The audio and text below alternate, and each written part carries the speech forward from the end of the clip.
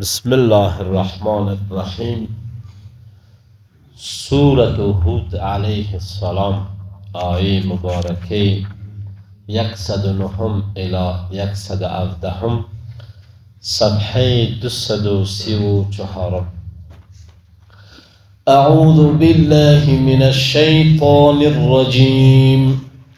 بسم الله الرحمن الرحیم. الله متعال در آیات قبلی بیان فرمود که در روز قیامت انسانها به دو بخش تقسیم میشن. انسانهایی که شقی هستند، بدبخت هستند، چون الله را عبادت نکردند و معصیت و گناه کردند، اینا را الله به جهنم میبره.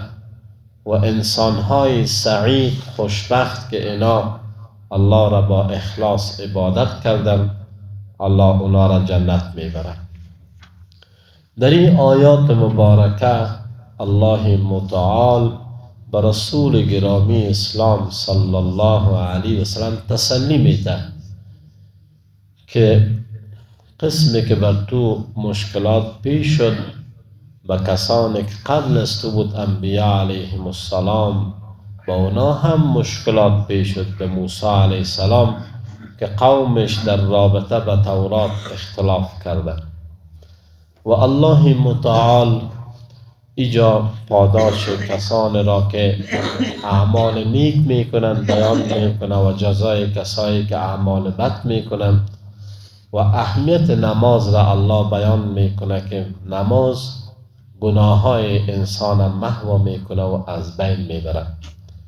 الله متعال میفرماید فلا تک فی مریه، نباش ای پیغمبر صلی الله علیه و سلم، فی مریت، در شک، در رابطه به مشرکین، مما از آن چه که یعبد و عبادت میکنن ها اولائی جماعت، که چرا اینا بتها را عبادت میکنه، در شک از این نباش.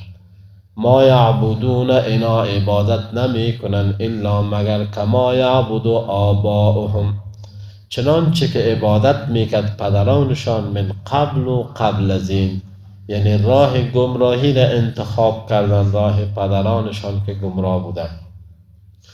و انا ارین ما لموفوهم، پورا میدهیم نصیبهم، جزای کارشان را، غیر منقوص، بدون کم شده کاستی شده.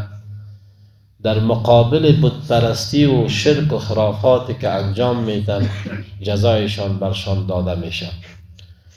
ولقد آتینا، به تحقیق دادیم ما، موسی الکتاب، به موسی علیه السلام، الکتاب تورات را، فاختلف فی، پس اختلاف کردن در مورد تورات پیروان موسی نبی علیه السلام.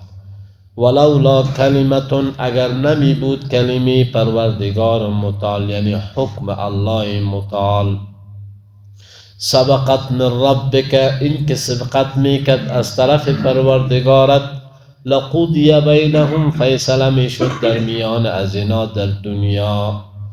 خو حکم الله این هست که الله اینا را در آخرت جزا میده.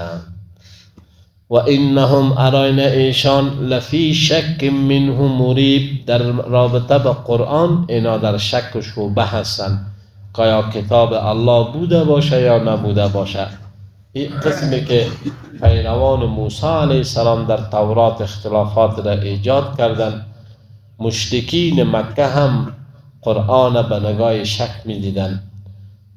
الله آل بیان میکنه و این کل لما، به تحقیق کل از اینا را، ما لیوفینهم ربک، پورا میدهد ایشان را پروردگارت اعمالهم، نتیجه اعمالشان را. انه ارین الله متعال بما یعملون خبیر، به آنچه که میکنن با خبر است. پورا الله پاداش میده بر کسی که اعمال نیک میکنه و جزا میده برای کسی که اعمال بد میکنه. آن پروردگار متعال رسول گرامی اسلام صلی الله علیه و سلم را به استقامت در دعوت فرا میخواند. فاستقم، پس استقامت کن، کما امرت، چنانچه مأمور شدی، امر شدی، و من تاب معک، و کسانی که توبه کردن با تو، ولا تطغوا، شما طغیان و سرکشی نکنین، انه ارین الله مطال بما تعملون بصیر، به آنچه که میکنین بینا هست. در راستای دعوت استقامت به امری که بر شما میشه، بر شما و صحابه رضی الله تعالی عنهم. ولا ترکنوا، میل پیدا نکنین شما، الی الذین، مسوی آنانی که ظلموا، ظالم شدن. به دنیایشان نگاه نکنین که داشته های با خود دارد. فتمسکم النار، پس می رسد شما را آتش جهنم، و ما لکم، نیست شما را، من دون الله، بجز الله متعال، من اولیاء، دوستان، ثم لا تنصرون، باز شما یاری کرده نمی شوید. هرگاه انسان میلان به کفر پیدا بکنه، به طرف معصیت و گناه، الله او را ترک میکنه، الله از او باز حمایت نمی کنه. آن رب العالمین در رابطه به نمازهای 5 وقتی که ما شما ادا میکنیم اینجا اشاره میکنه، چون در قرآن کریم نمازهای 5 وقت مشخص ذکر نشده که الله از هر وقت نماز ذکر کرده باشه، اما در این آیات مبارکه جمع 5 وقت نمازها دیده میشه.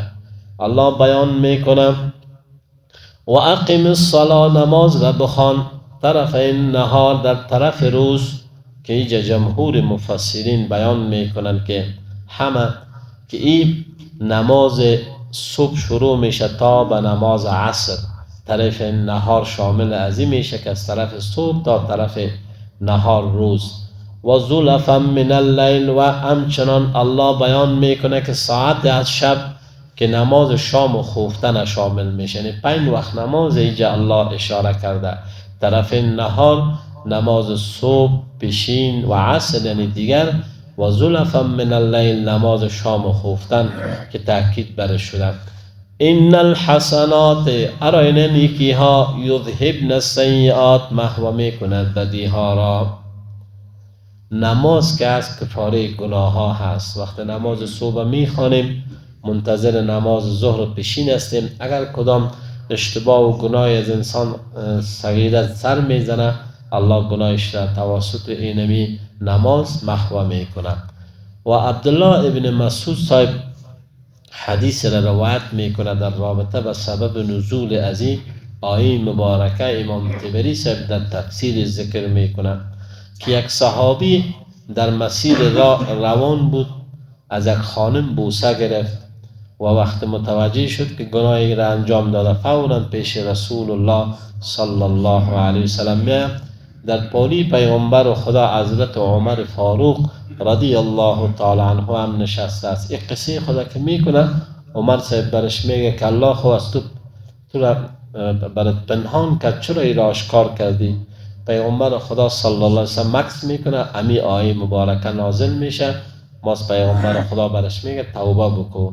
هرگاه از انسان گناه سر میزنه، فورا وضو نماز بخونه، توبه بکنه که الله گناهش را مورد عفو و بخشش قرار بده.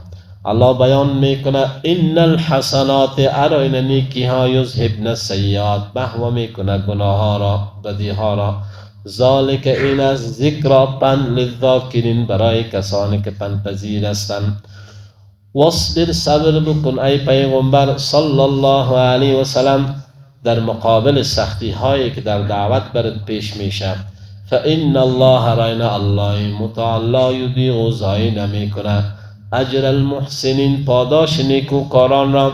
انسانی که نیکی میکنه پاداشش ثابت است. آن الله این را بیان میکنه که چرا در امتهای قبلی اطور کسان نبود که منع میکرد مردم را، مگر تعداد کم بودن اینا که نجات دادیم ما ایشان را.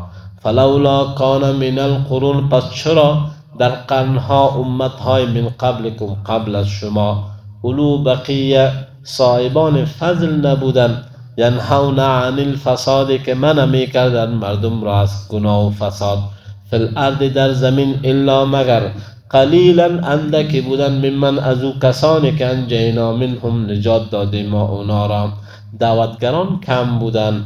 واتبع الذین پیروی کردن آنان که ظلموا ظلم کردن ما اترفوا فیه در اونمو عیش و عشرت اینا فرو رفتن و کانوا مجرمین و بودن انسانهای مجرم.